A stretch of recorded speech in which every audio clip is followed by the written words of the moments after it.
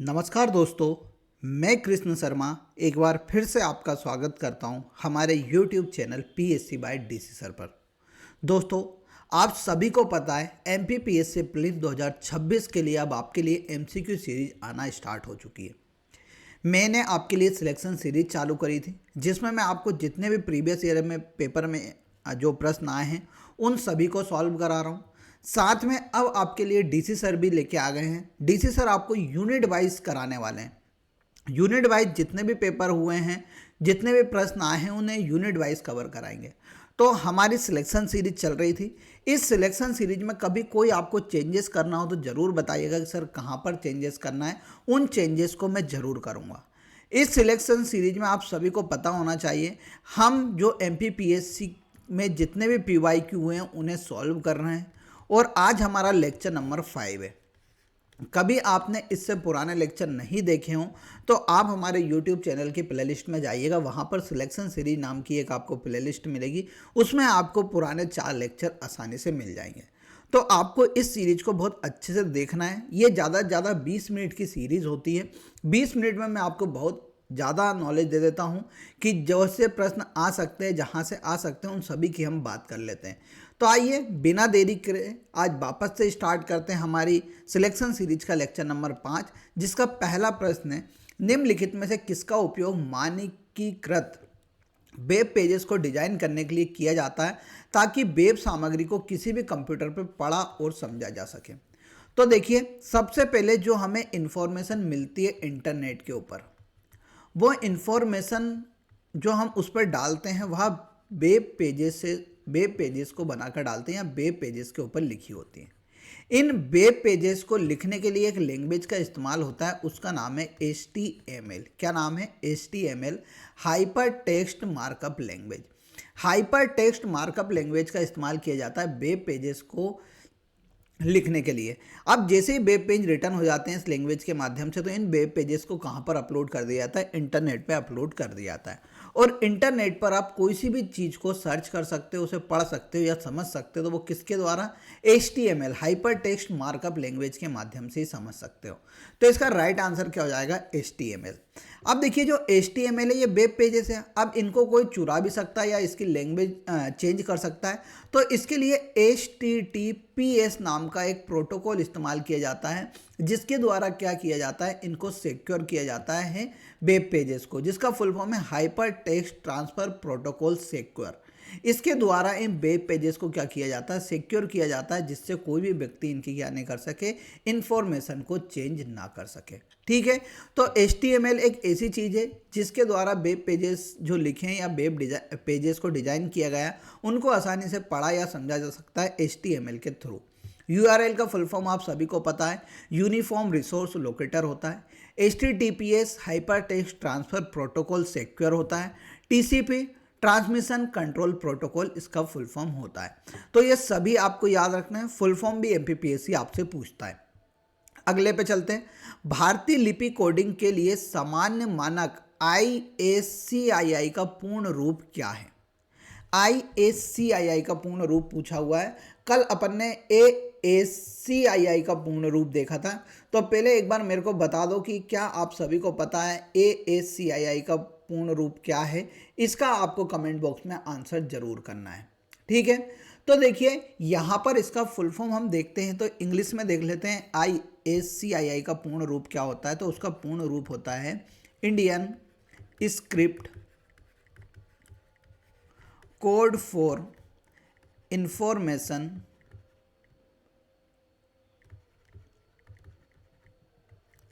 Interchange. ये किसका full form है? तो ये फुल फॉर्म है भैया ISCII का। याद रखना ये कि उसका फुल फॉर्म क्या है? Indian script code for information interchange. कभी यहाँ पर ASCII आ जाता है तो अपन ने देखा है कि उसका फुल फॉर्म क्या होता है? American script code for information interchange, अपन उसमें देखते हैं। ठीक है। ये किसके द्वारा बनाया गया था? तो bureau of Indian standards BIS के द्वारा 1998 से लेकर 1991 में बनाया गया था, जिसमें हमारे मुख्य रूप से जो इंडियन स्क्रिप्ट हमारे यहाँ क्या की जाती है? रिप्रेजेंट की जाती है। ठीक है। अब अपन आगे चलते हैं। आगे हमारा तीसरा प्रश्न है, निम्नलिखित में से किस प्रकार की क्लाउड परियोजना मॉडल उच्चतम सुरक्षा की विशेषता होती है। देखिए क्लाउड मॉडल क्या होता है। क्लाउड मॉडल होता है कि भैया हमारे को क्लाउड यानी आसमान, समझ गए। अब आप सभी को पता है कि आपको अपना डाटा रखने के लिए एक मेमोरी की ज़रूरत होती है। अब आपके कंप्यूटर में वो मेमोरी सीमित होती है, ठीक है। आपको कोई सी वेबसाइट दी जाती है, आपके जैसे कंप्यूटर भी सीमित होता है, कोई से कभी आपके पास मेमोरी के लिए डिवाइस है तो उनमें भी क्या होती है, सीमित क्षमता होती है। तो कंपनी के द्वारा एक क्या की गई, वेबसाइट बनाई गई और वेबसाइट को मुख्य रूप से मेमोरी के लिए बनाया गया है। किसके लिए, मेमोरी के लिए है। उस वेबसाइट के ऊपर केवल आप मेमोरी खरीद सकते हो और अपने डाटा को अपलोड कर सकते हो। उसकी पूरी सुरक्षा एक कंपनी निभाएगी। तो यही एक क्लाउड मॉडल होता है कि भैया आसमान में एक वेबसाइट चल रही है, उसके ऊपर हमें क्या करना है, हमारी मेमोरी को अपलोड कर देना है। तो जब भी हमें ज़रूरत पड़ेगी तो हम क्या कर लेंगे, उसका इस्तेमाल कर लेंगे। तो क्लाउड मॉडल एक प्रकार का मेमोरी मॉडल होता है। अब उच्चतम सुरक्षा किसकी होगी, तो उच्चतम सुरक्षा तो सर किसकी हो सकती है, जो पर्सनल क्लाउड होता है। जैसे मैंने खुद की अपनी वेबसाइट बनाई और मेरी खुद की वेबसाइट के ऊपर कहीं मैं डाटा अपलोड करूंगा तो मेरी ना तो किसी को पता है कि मेरा जो क्लाउड है वो किस नाम से है या उसका पासवर्ड क्या है, किसी को नहीं पता है। तो सबसे ज़्यादा सुरक्षित कौन सा होगा, पर्सनल क्लाउड सबसे ज़्यादा या निजी क्लाउड सबसे ज़्यादा सुरक्षित होगा। सार्वजनिक क्लाउड का मतलब कि जैसे कि एक कंपनी है वो सभी को सेवाएं दे रही है मेमोरी के लिए, तो वो क्या अच्छा है, क्या उसकी सुरक्षा सिक्योरिटी हाई होगी, क्या नहीं होगी। हाइब्रिड नहीं होगी, निजी और सार्वजनिक को मिला के सामुदायिक नहीं होगी। सबसे ज़्यादा उच्चतम सुरक्षा किसी में मिलेगी तो वो हमें मिलेगी निजी क्लाउड या पर्सनल क्लाउड में। अगले प्रश्न पे चले उससे पहले मैं एमपीपीएससी प्रीलिम 2026 के बैच के बारे में बता देता हूँ। तो देखिए यहाँ पर recorded live classes, all topic PDF, study material, mock test आप सभी को मिल रहा है मात्र 999 में यहाँ मिल रहा है। आपको कभी इसके ऊपर कुछ भी ऑफर चाहिए हो तो हमारे दिए गए नंबर पर आप कॉन्टैक्ट कर लीजिए या हमारी application PSC by DC sir को डाउनलोड कर लीजिए। इसमें अभी आप सभी को पता है कि रिवीजन भी कराया जाएगा। साथ में अभी इसमें सबसे बड़ी बात बची कि डीसी सर की 100 इम्पोर्टेंट क्लासेस जिसमें वो याद कराएंगे, ये बचा हुआ है। तो ये अभी बहुत बड़ा हमारा बैच है। ऐसा नहीं है कि भैया 1 दिसंबर से चालू होगा तो कंप्लीट होगा, नहीं। अभी उसमें हम आपको बहुत सारी चीज़ें कराने वाले हैं। तो आपको ज़्यादा से ज़्यादा लोगों को इससे जुड़ना चाहिए और इसका फ़ायदा उठाना चाहिए। अगले प्रश्न में चलते हैं। सेंसर से एकत्रित डाटा को क्लाउड या प्रोसेसिंग नोड्स पर गणना के लिए इंटरनेट ऑफ थिंग्स के किस घटक को भेजा जाता है। तो इसका राइट आंसर है भैया क्या, नेटवर्क। इसका राइट आंसर क्या है, नेटवर्क। देखो मैं बता देता हूँ। यहाँ पर पूछा गया है कि इंटरनेट ऑफ थिंग्स के किस घटक पर पहुँचाया जाता है, जो हम डेटा देते हैं और डेटा को क्लाउड या प्रोसेसिंग नोड्स पर हम पहुँचाने के लिए किसका इस्तेमाल करते हैं। तो सीधी सी बात है सर, नेटवर्क के थ्रू ही हम क्लाउड में पहुँचाते होंगे। तो इसका राइट आंसर क्या हो जाता है, क्लाउड। अब प्रश्न उनने कितना भयानक बनाया और सीधी सी उसकी बात थी, क्लाउड या प्रोसेसिंग नोड्स तक पहुँचाने के लिए हम किसका इस्तेमाल करते हैं। तो उसका सीधा सा उत्तर है नेटवर्क। अब देखिए, डेटा को पूर्ण प्रसंस्करण करते समय डेटा को विश्लेषणात्मक प्रक्रिया के लिए उपयुक्त स्वरूपों में बदलने की किस प्रक्रिया का उपयोग किया जाता है।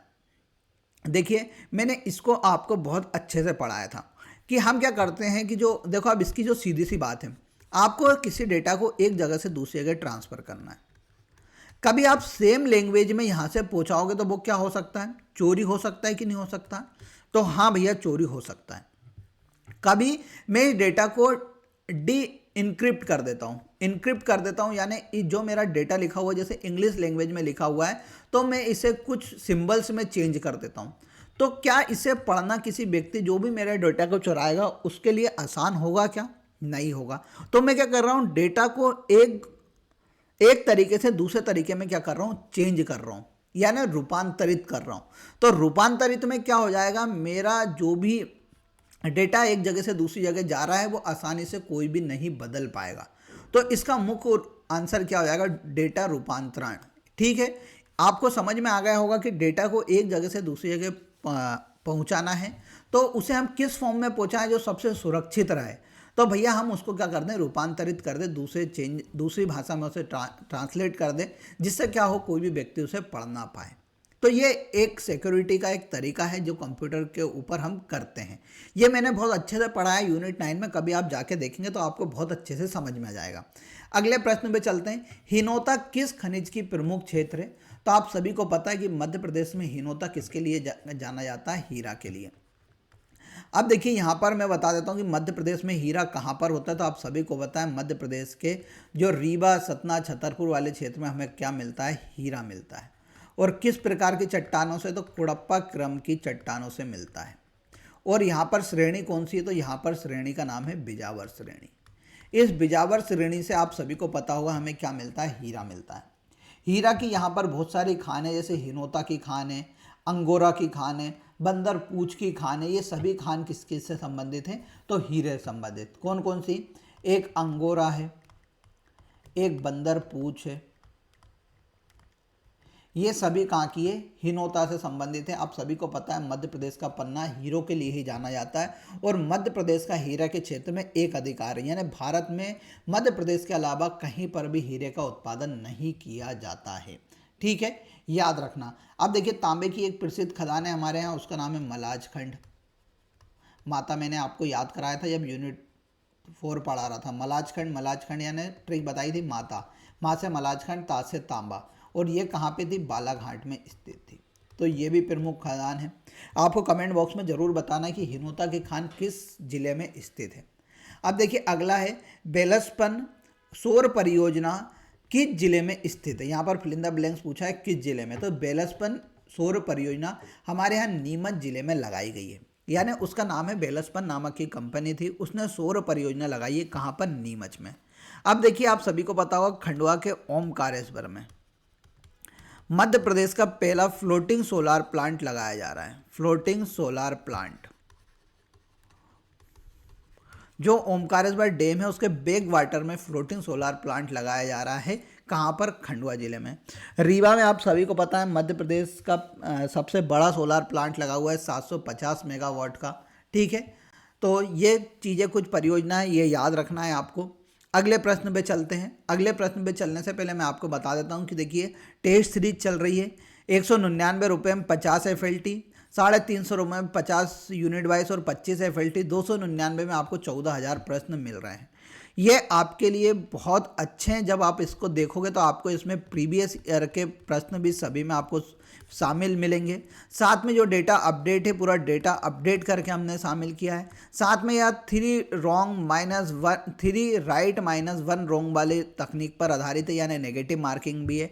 तो ये पूरे टेस्ट सीरीज आपके नए तरीके से बनाए गए हैं। इसको कभी आपको ज्वाइन करना है तो हमारी application PSC by DC sir को आप क्या कर लो, डाउनलोड कर लो, या दिए गए नंबर पर मैसेज कर आप किसी प्रकार की इन्फॉर्मेशन हमसे ले सकते हैं। अगले प्रश्न पे चलते हैं। मध्य प्रदेश में बॉक्साइट उत्पादक प्रमुख जिलों में से कौन सा एक नहीं है?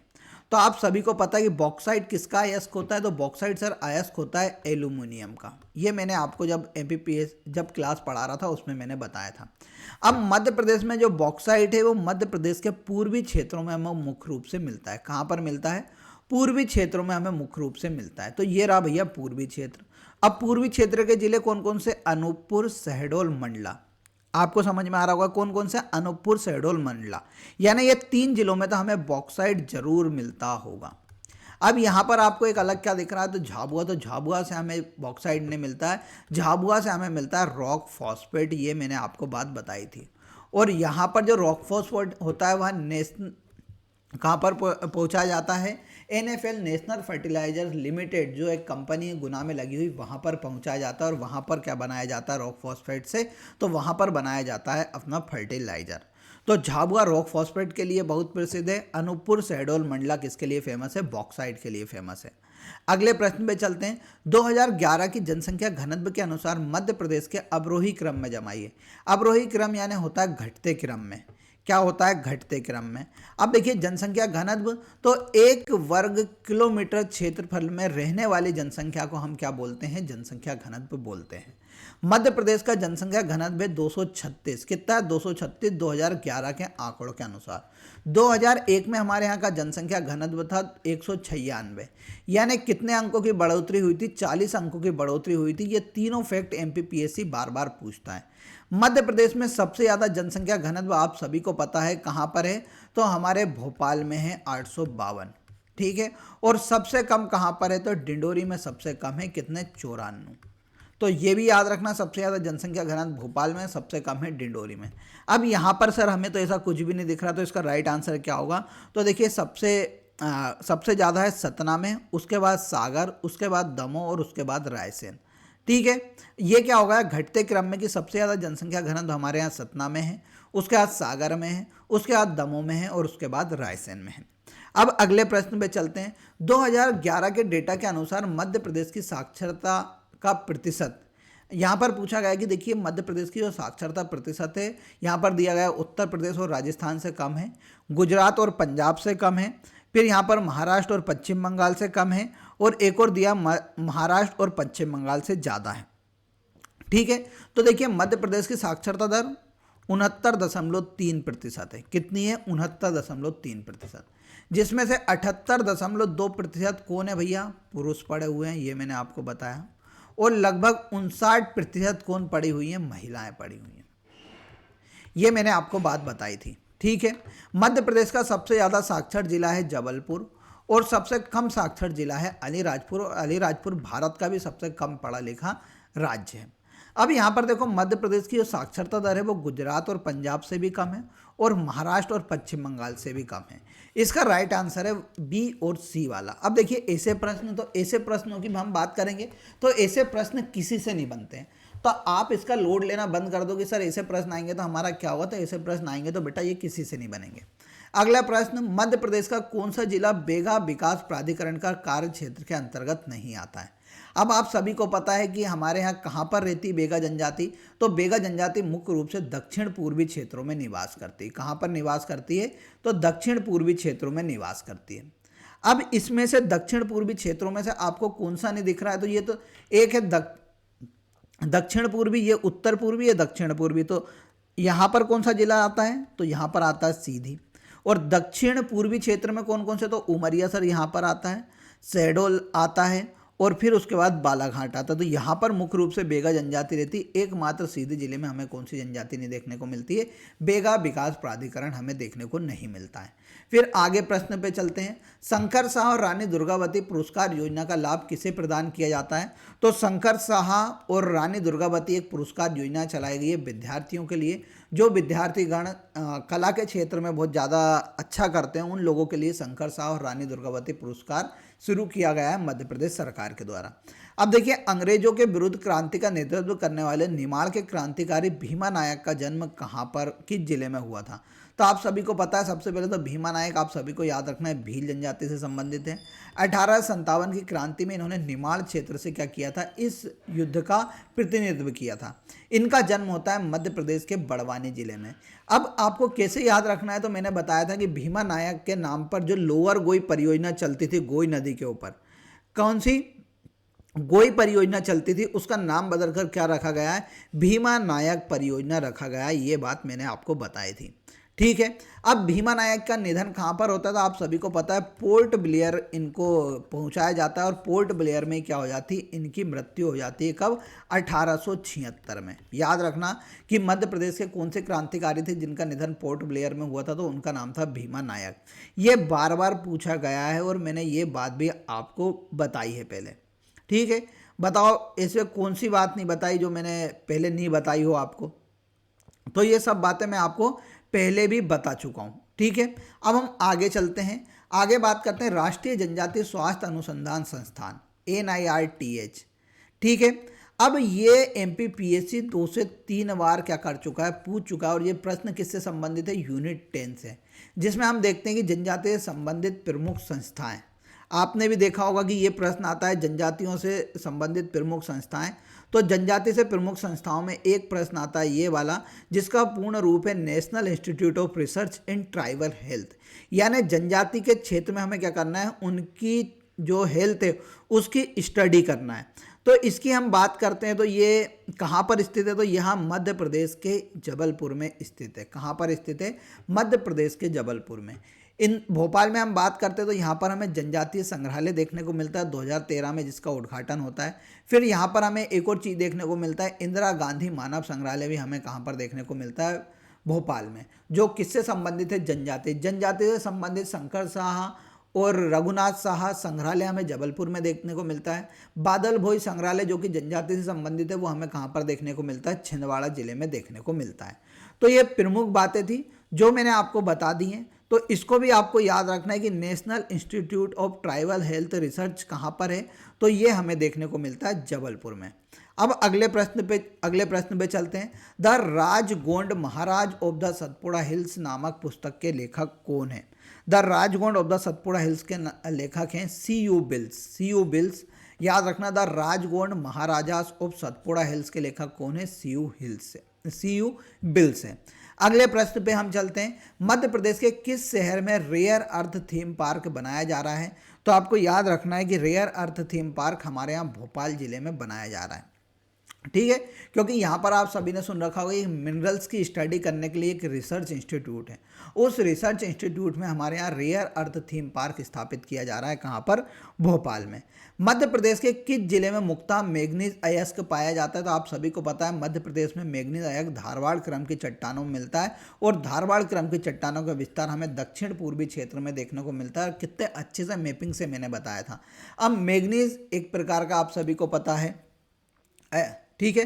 तो मैग्नीज का कहाँ पर हमें मिलता है? तो मैग्नीज हमें दक्षिण पूर्वी, तो दक्षिण पूर्वी जिले में सभी है, पर विशेषकर कहाँ पर? बालाघाट। और मैग्नीज की एक प्रमुख खान हमारे यहाँ, जिसे एशिया के सबसे बड़े खुले मुंह की खान कहा जाता है, उसका नाम है भरवेली। ये हमें बालाघाट में ही देखने को मिलती है। कहाँ पर? बालाघाट जिले में, मध्य प्रदेश में। मैग्नीज की हम बात करते हैं तो मैग्नीज में मध्य प्रदेश का कौन सा नंबर है? तो प्रथम नंबर है उत्पादन में। ठीक है, अब हम आगे चलते हैं। आगे MPPSC प्रीलिम्स 2026 का बैच बेटा 999 मिल रहा है। अभी इसमें DC सर की 100+ क्लासेस आपको देखने को मिलेगी, जिसमें वो याद कराएंगे। तो आप इसे ज्वाइन करने के लिए हमारे एप्लीकेशन को डाउनलोड कर लीजिए, PSC बाय DC सर को। कोई भी आपको इन्फॉर्मेशन लेनी हो तो हमारे इस नंबर पर कॉन्टैक्ट कर आप जानकारी ले सकते हैं। अगला है, बुरहानपुर में निर्मित एक भूमिगत जल प्रबंधन प्रणाली को किस नाम से जाना जाता है? तो मैंने आपको पहले ही बताया, खूनी भंडारा के नाम से उसे जाना जाता है, और यह यूनेस्को की टेंटेटिव लिस्ट में शामिल है। किसमें? टेंटेटिव लिस्ट में। कमेंट बॉक्स में आपको बताना है कि खूनी भंडारे का निर्माण किसने कराया था। जिसने कोर्स पढ़ा होगा उसमें मैंने बताया था कि खूनी भंडारे का निर्माण किसने कराया था, तो इसका आंसर जरूर आपको देना है। मध्य प्रदेश के किस शहर में जल एवं भूमि प्रबंधन संस्थान है, यानी बाल्मी जिसे बोला जाता है? बाल्मी संस्थान, तो आप जब भी भोपाल जाएंगे तो भोपाल के करोज चौराहे के आगे जाएंगे तो वहाँ पर आपको बाल्मी देखने को मिलेगा, जल एवं भूमि प्रबंधन संस्थान। तो ये हमें पड़ता है भोपाल जिले में। भोपाल जिले में इसरो का भी एक संस्थान स्थित है, साथ में कृषि अभियांत्रिकी संस्थान भी स्थित है, आप सभी को पता होगा। तो ये प्रमुख संस्थान कहाँ पर है? भोपाल जिले में स्थित है। अगले प्रश्न पे चलते हैं। व्यापारिक सुधार कार्य योजना 2022 में मध्य प्रदेश को कौन सा दर्जा प्राप्त हुआ है? तो आपको याद रखना है, मध्य प्रदेश को टॉप अचीवर स्टेट की कैटेगरी में रखा गया है। किसमें? व्यापारिक सुधार कार्य योजना के अंतर्गत। प्रसिद्ध ताम्रपाषाणकालीन स्थल कायथा किस नदी के किनारे? तो आप सभी को मैंने पढ़ाया था कि कायथा बारामिहिर की जन्मभूमि है, और ये MPPSC ने पूछा था। यहाँ एक प्रकार का ताम्रपाषाणकालीन स्थल है, यहाँ से हमें तांबे के रथ मिले हैं, ये भी मैंने आपको बताया था। और इसका किस नदी के किनारे? तो मैंने बताया था उज्जैन जिले में है कायथा। सबसे पहले तो आपको याद रखना है उज्जैन। अब यहाँ पर लोग बाग क्या लगा कर जाएंगे, उज्जैन तो भैया बेतवा नदी के किनारे, तो नहीं। काली सिंध किस नदी, जो कायथा है वह काली सिंध नदी के किनारे स्थित है। बेतवा किनारे तो आप सभी को पता है विदिशा है, चंदेरी है, चंदेरी के बाद ओरछा है, ये सभी प्रमुख शहर किस नदी के किनारे? बेतवा। साथ में एक भोजपुर है। ठीक है, सोन नदी, तो सोन नदी का आप सभी को पता है सर कहाँ से निकलती है? अमरकंटक से निकलती है, और गंगा नदी की यह प्रमुख सहायक नदी है। काली सिंध नदी का उद्गम मैंने बताया था देवास के बागली नामक जिले से होता है। कहाँ से? बागली नामक जिले से होता है। और ये उत्तर दिशा में बहती हुई चंबल नदी में क्या हो जाती है? मिल जाती है। अगले प्रश्न पे चलते हैं। तो देखिए हमारे पास 1000+ MCQ का हमारे पास हमने 2 सीरीज लॉन्च कर दी है। एक तो यूनिट 10 की और यूनिट 8 की। इसको ज्वाइन करना बिल्कुल मत भूलिएगा। इसमें आपको यूनिट 10 के 1000 प्रश्न जिसमें PYQ भी शामिल है और हमारा जो एनालिसिस है वो भी शामिल है। यूनिट 8 में हम अंतर्राष्ट्रीय, राष्ट्रीय और मध्य प्रदेश, जो मध्य प्रदेश का करंट अफेयर है उसके भी 1000 से ज़्यादा प्रश्न है, जिसमें मध्य प्रदेश के भी शामिल है 501, फिर राष्ट्रीय और अंतर्राष्ट्रीय घटनाएं भी शामिल है। तो इसको ज्वाइन करना भी आप बिल्कुल मत भूलिएगा। ये दोनों मात्र आपको 55 रुपये में मिल रही है एक सीरीज। तो ये यहाँ पर आपको 1000 प्रश्न कभी आपने एक बार लगा लिए तो आपके इन दोनों यूनिट से एक भी प्रश्न गलत नहीं होगा। अगले प्रश्न पे चलते हैं। अशोक के लघु शिलालेख मध्य प्रदेश में निम्न में से किस स्थान पर नहीं मिले? तो देखिए, यूनेस्को ने अभी अपने टेंटेटिव लिस्ट में अशोक के जितने भी शिलालेख है उसे शामिल किए थे। मैंने आपको पढ़ाया यूनेस्को की यूनिट 2 जब मैं पढ़ा रहा था, तो अपन ने देखा कि सर पान गुराड़िया में तो उनके अभिलेख मिले थे, जो सीहोर में आता है, गुर्जरा जो दतिया में आता है उसमें भी मिले थे, रूपनाथ में भी हमें मिले थे। पर माड़ा नामक जगह थी, माड़ा मुख्य रूप से गुफाएं हैं यहाँ पर, जो कि रामायण कालीन बताई जाती हैं। कौन सी? रामायण कालीन गुफाएं बोला जाता है माड़ा की गुफाओं को। आपको कमेंट बॉक्स में बताना है कि माड़ा की गुफाएं मुख्य रूप से कहाँ पर स्थित हैं। कौन सी? माड़ा की गुफाएं मुख्य रूप से कहाँ पर स्थित है? वैसे तो मैं ये आपको बता देता हूँ कि कहाँ पर है। तो सिंगरौली जिले में ये माड़ा की गुफाएं हमें मिलती है और ये बात भी मैंने आपको पढ़ाई थी। तो माड़ा की जिला रामायण कालीन बताई जाती हैं। और ये 3 जगह कौन सी जो अशोक के शिलालेख जहाँ से हमें मिलते हैं?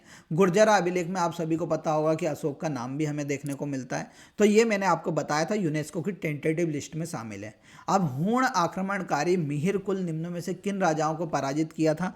तो इसका राइट आंसर है कौन कौन सा? बालादित्य और यशोवर्मन दोनों राजाओं को किसने पराजित किया था? मिहिर कुल ने पराजित किया था। अगले प्रश्न पे चलते हैं। कलचुरी नरेश कर्णदेव के संबंध में कौन सा कथन सही है? उसने प्रबोध चंद्रोदय की रचना की थी? तो नहीं की थी। सर ये तो किस वंश से प्रबोध चंद्रोदय? तो मैंने आपको बताया था मालवा की इसमें कहानी मिलती है। कोक्कल देव उसका पिता था, क्या ये बात सही है? तो भैया ये भी नहीं है। उसने हूण राजकुमारी बल्ल देवी से विवाह किया था? तो बिल्कुल सही है। क्यों? क्योंकि जब इसको डर लगने लगा था तो इसने क्या करा था? अपने संबंध बनाना स्थापित कर दिए थे हूण राजाओं से। तो हूण राजकुमारी आबल्ल देवी से इसने क्या कर लिया था? विवाह कर लिया था। यही इसका राइट आंसर है। मालवा के सुल्तान हुसैन शाह को गुजरात के किस मुस्लिम शासक ने पराजित कर बंदी बना लिया था? तो आप सभी को मैंने ये भी पढ़ाया है कि मुजफ्फर शाह नामक एक व्यक्ति थे जिसने मालवा के सुल्तान हुसैन शाह को क्या कर लिया था? बंदी बना लिया था। तो ये सभी प्रश्न मैंने आपको पढ़ाए हैं और बहुत अच्छे से पढ़ाए हैं। अब आज के जो कमेंट बॉक्स में आपको उत्तर देके जाना है, वहाँ देके जाना है खूनी भंडारा मध्य प्रदेश के किस जिले में स्थित है? खूनी भंडारा मध्य प्रदेश के किस जिले में स्थित है? इसका आंसर आप कमेंट बॉक्स में करके जाइएगा। अब अपन कल मिलेंगे, ठीक है? कल अपन लेक्चर नंबर 6 के साथ मिलेंगे। अब मेरा जो मन है वो थोड़ा सा चेंज हो रहा है। पहला मेरा ऐसा मन हो रहा है कि पहले मैं जो MPPSC के लोक सेवा आयोग के जो प्रमुख पेपर हैं, जो सिविल सेवा के लिए आयोजित हुए हैं, उन पेपरों का एनालिसिस कराना स्टार्ट करूं, जिससे आपको समझ में आएगा कि किस प्रकार का पेपर आता है, कैसे हमें उसे अपडेट करना। ये मेरा विचार है। कभी आपको लगता है कि हाँ सर आप ऐसा करिए तो मुझे कमेंट बॉक्स में ज़रूर बताइएगा, मैं उसे चेंजेस करूँगा। और अब मिलेंगे हम कल, तब तक के लिए जय हिंद जय भारत।